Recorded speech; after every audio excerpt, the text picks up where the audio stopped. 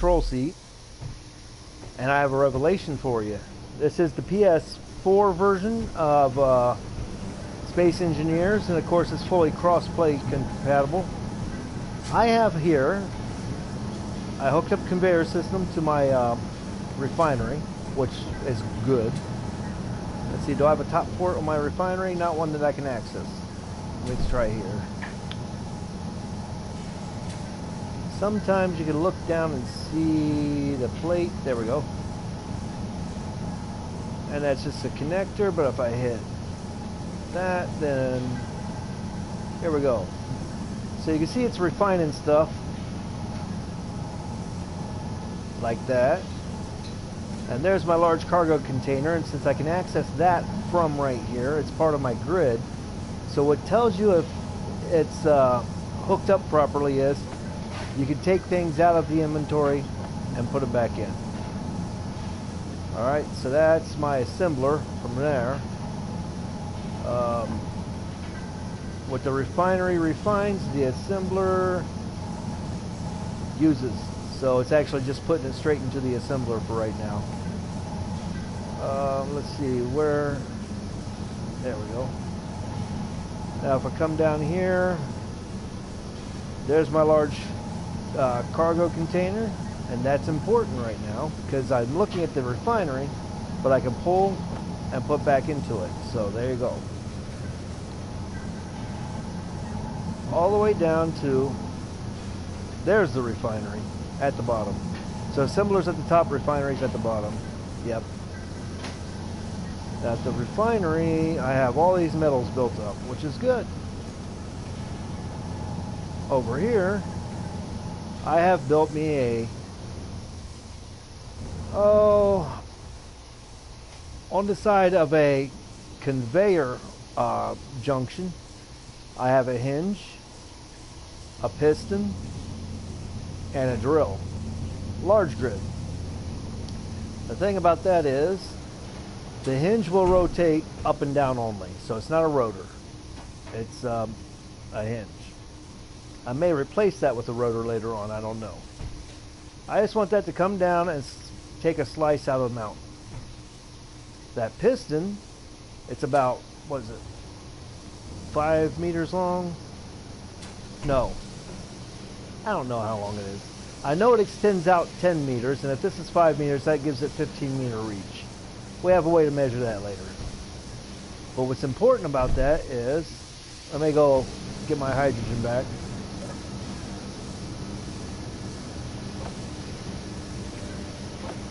There we go, full bottle. What's important about that is I can extend that out. Now, here's the control seat, and I've programmed some controls. And this, you have 4 controls here. It would seem, but really you have 8, because this is an empty set of controls. I only just discovered this. That's the primary set, that's the empty set, and that's L3 and X for your primary set. L3 and circle switches it to your next set. I think there's only 2 sets. But since we don't have, as soon as you plug in a controller to anything running Space Engineers, you use the controller setup and not all the hotbars. Some of the keys will still work, and you can still do some things on a keyboard. Like if I was running this on a PC and I hooked up a Xbox controller, it would use the Xbox controller layout, and still I let my keyboard function. But this is a PlayStation, and I have no keyboard hooked up to it, so I've just got the controller functions.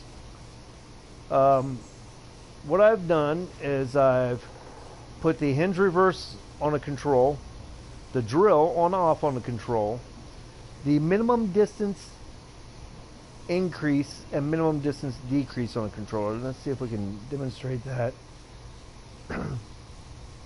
Nope, I held it, sorry. It takes a button push, just a button push, and I don't think you can see that. But anyways, let's get back over here. I've got to see how far out that is because I've pushed some buttons. So the piston is 5 currently out 1.5 meters.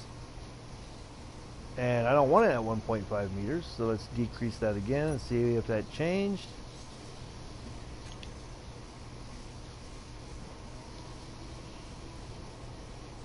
And now it's out 1 meter. So it changes by half a meter, which is key for what I'm doing. So if I turn the drill on, and I tell that hinge to come on down, all I'm using for the hinge is hinge reverse. And I want it to go slow because the last time when I tested it, I had it going too fast and it broke the drill right off.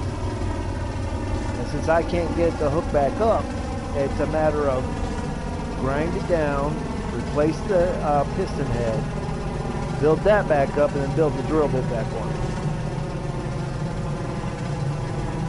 So give it some time. It's going to come down and it's going to either fit right into the slot that's already cut, or it's going to drill some more. And you'll probably hear my refinery come on into play. But this notch here, I accidentally extended it there.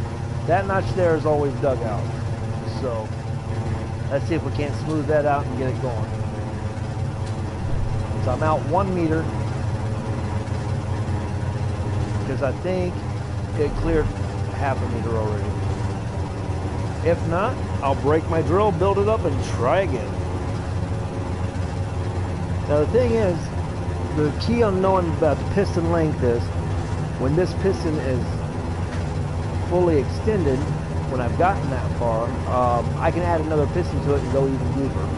Or I can add a hinge going the other way and just barely change it so I can go side to side.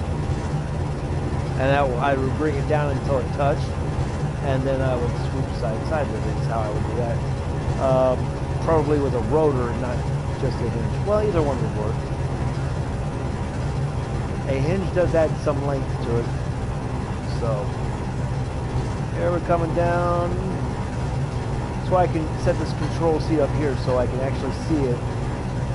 If that starts biting in too deep and putting too much pressure on the piston, I can reverse it real fast.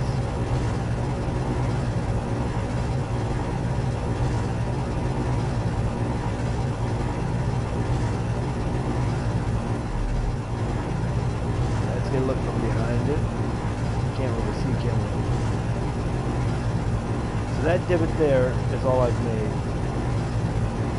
And like I said, I stopped it at 50 degrees instead of letting it go straight down because that butts it up against my grid.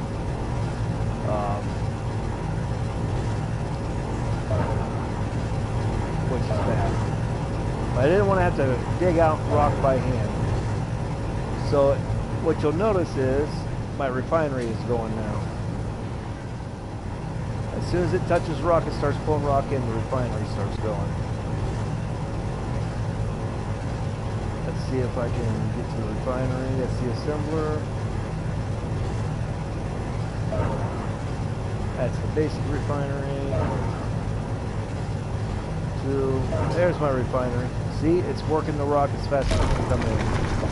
And that will change. Now we get the sound of the drill, which means it's biting into more stone.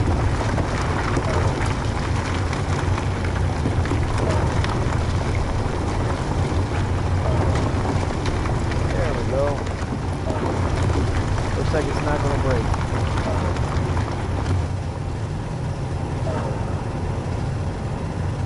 It goes down about that far. Now that drill bit into 6 meters before I realized it was extending out permanently, so forgive that. But it'll come back here to rest, and then it will stop. Okay, it stopped. And I've got it set for 50 degrees and 90 degrees, so pop it out by half a meter and tell it to go back. Now what it should do is bite into even more. And then we should be able to see a difference here.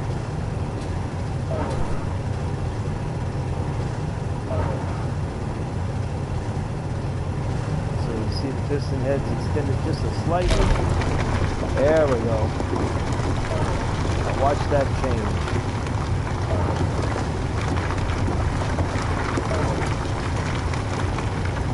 And we'll let it go up past the rock just in case it bites deeper into the face. The only key is to get more material into that refiner than I can do mining by hand. And this is another method besides getting the skeeter drones, or the skeeter miners I call them, the ones that stick their nose into the rock but they can't go in it. I don't have a boring machine yet. I'm going to be working on seeing if I can't find something like that. And if I can build something like that that's not multi-grid, then that works. See, you know the conveyors are hooked up correctly because everything that goes in that large container ends up in the refinery. And when the refinery starts to run out of room, it'll start pushing into the assembler or the large cargo container. Okay, that's not going to touch the rock face anymore, so I can actually extend it and then reverse it.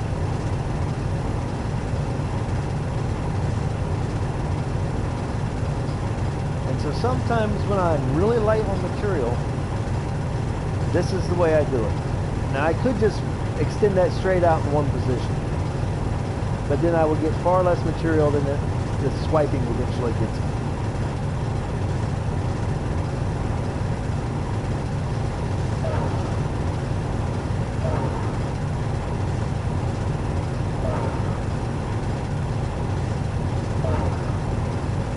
Probably use a hinge because the rotor goes around and around, and I don't need a rotor. I basically just need a hinge. Let's see if we can see the rock change shape.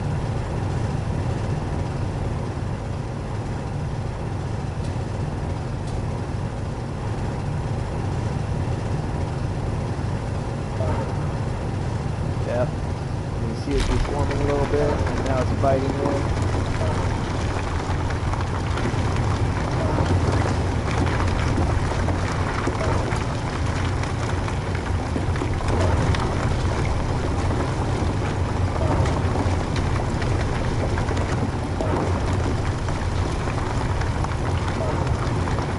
All these particle effects, that's not really stone flying around, it just looks like it might be, but look at this. It's a nice little arc hole. And the reason, why would I do this besides collecting materials? Well, also to put a base inside that cliff.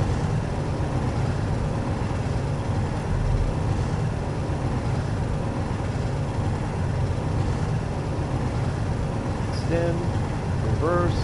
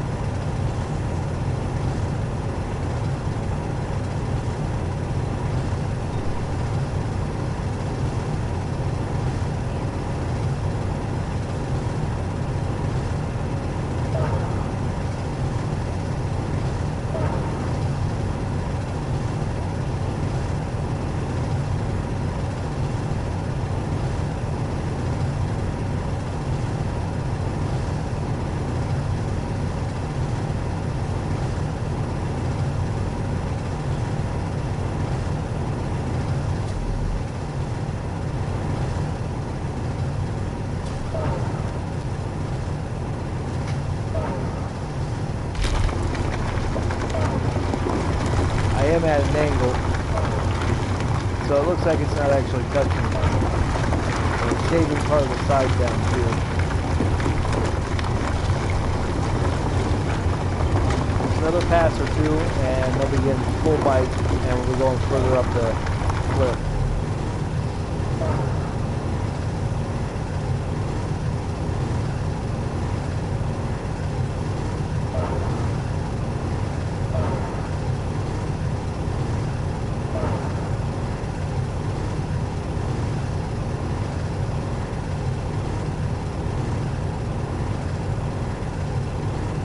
Spin slightly and reverse.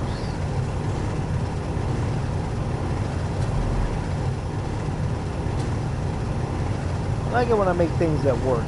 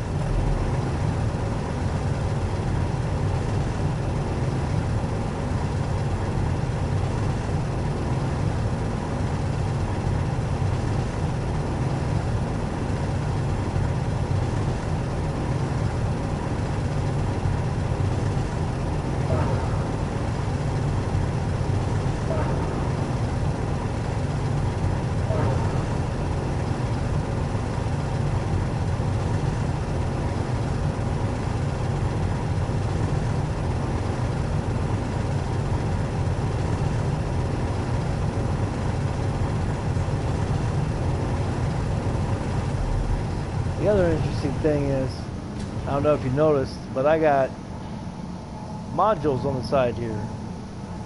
I've got one of each. One that reduces the power consumption, one that reduces the makes it go faster, and one that gives me better yield. Let's see about this battery.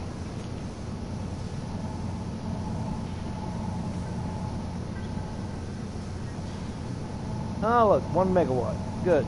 That's ready to go whenever I am. That works for me.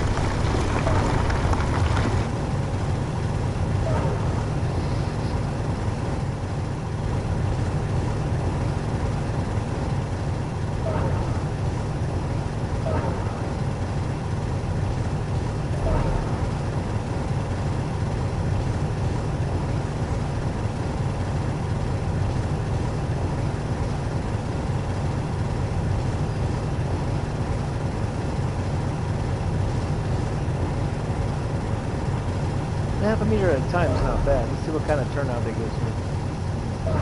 For now, when it's not even hitting all the way up.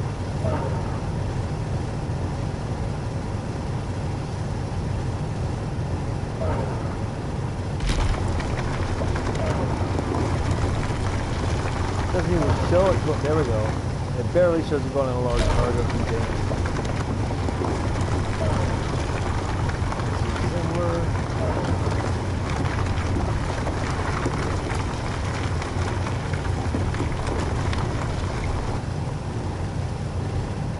Refinery so fast it barely shows it showing up in the refinery.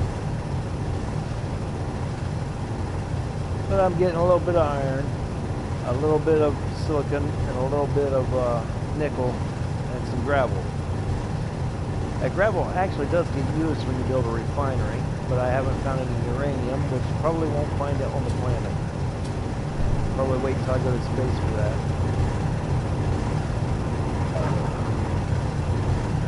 See, it's pulling in rock even though it doesn't show it's grinding, because the cliff face changes slightly and this refinery starts going again. And that refinery has no problem keeping up with this machine.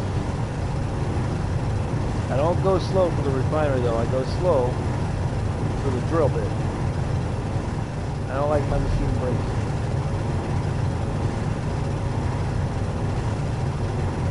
A little bit higher. Reverse it, extend it.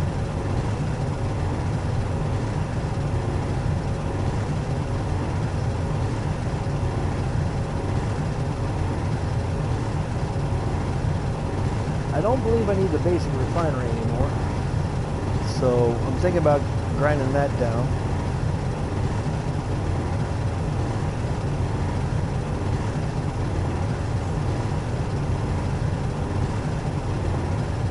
But I need to get out and scout for some silver.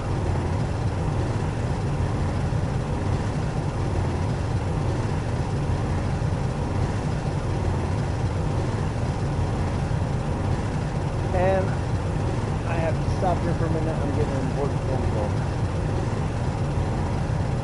Hello?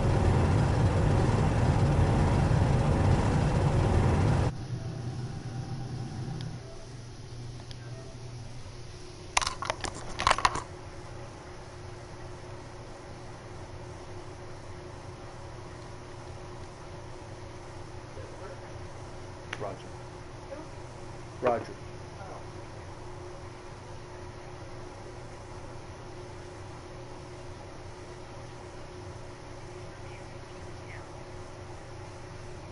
Well, that recording goes on forever after I accept.